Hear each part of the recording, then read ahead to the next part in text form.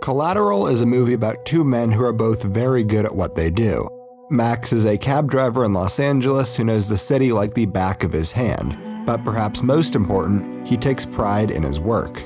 What he does is far from glamorous, but he's willing to put up with a less than glamorous life to try and achieve his dream, which is to own a luxury limousine company. Vincent, on the other hand, kills people. No, I shot him. Bullets in the fall killed him. And he does that very well. What separates these characters, besides their line of work, is their ambition.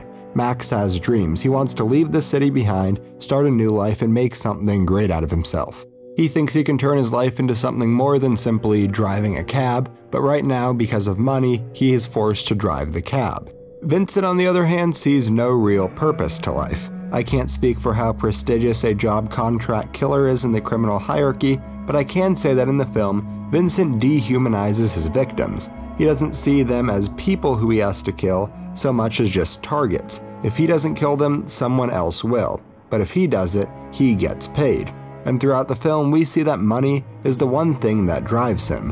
When Max tries to sabotage him in this scene, it is through ensuring that Vincent gets paid less. He doesn't kill people because he wants to or because it gives him satisfaction. At the end of the film, he has a chance to kill both Max and Annie, but chooses not to. But I'm getting ahead of myself. Let's go back and look at these characters from the beginning of the movie. To put it simply, Max is passive, and it makes sense. Given his career, strangers get into his car, tell him where they want to go, and he takes them there. This is why in the beginning it is so easy for Vincent to manipulate him, and to ensure that he will do what Vincent wants him to do. Vincent, on the other hand, is the exact opposite. Despite being a hitman, perhaps what he is best at is manipulating people. In all of his different interactions he has with meeting people for the first time, he comes off as a genuine and compassionate person.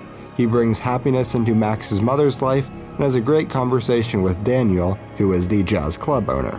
He is confident, he knows what he wants, and he gets what he wants. This furthers the contrast between him and Max. Throughout the film, Max starts to gain more confidence. He stands up to Vincent, who in turn has to use force to settle him down.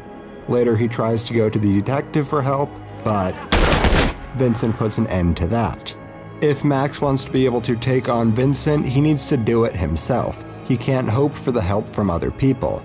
After his last hope is shot dead in front of his eyes, he starts to break away from what he was. I think this shot where he accidentally scrapes the car next to him is of the utmost importance. Earlier he was careful and precise, but now he seems to be sloppy. He is losing a part of himself. He has been dehumanized after seeing and helping take so many lives. Directly after this happens, he has a long conversation with Vincent, in which the two discuss what the meaning of life is and if there is any real purpose or real reason for living. This is Vincent's justification for killing. According to him, there is no purpose for living. People have their dreams, but most people's dreams don't come true. Max may aspire to own a limousine company, but according to Vincent, that is just a hope.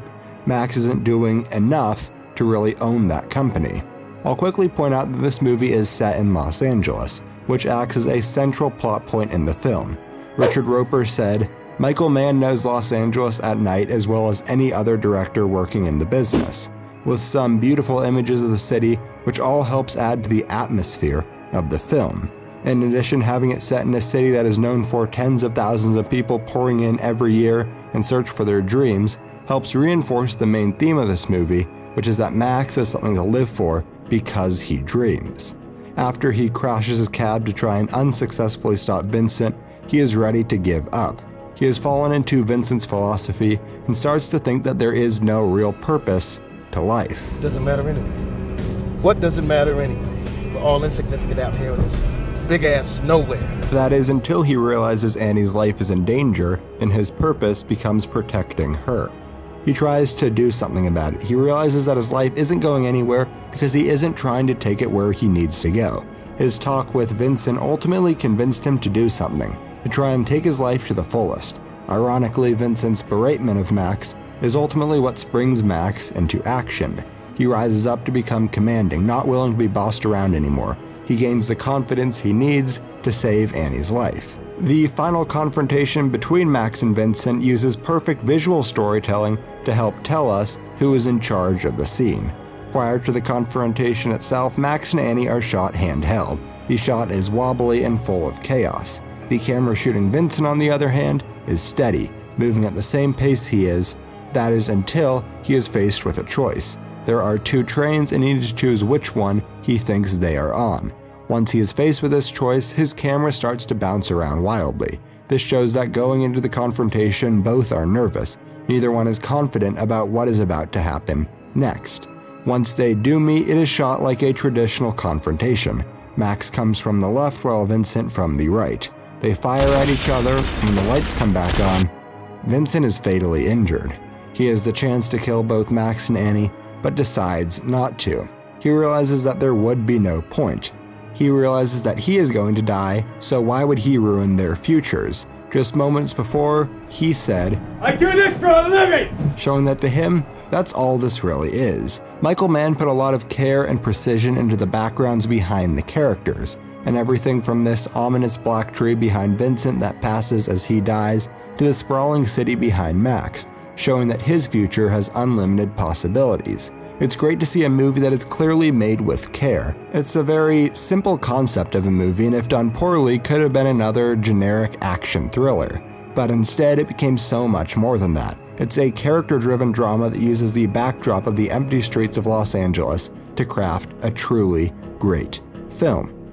Thank you so much for watching. I've been meaning to talk about this movie for a while now. It kept on getting pushed back and back, but I'm glad to have finally been able to revisit it. Michael Mann has made some excellent movies, and I'm glad that I could talk about what is undeniably one of his best movies. Next week we'll be taking a look at another extraordinary film, 12 Years a Slave. That video will be out next Saturday and linked on the right of the screen. On the left is my last video, where we looked at Arrival. If you haven't seen that video, be sure to check it out, and I will see you next week. Thanks for watching.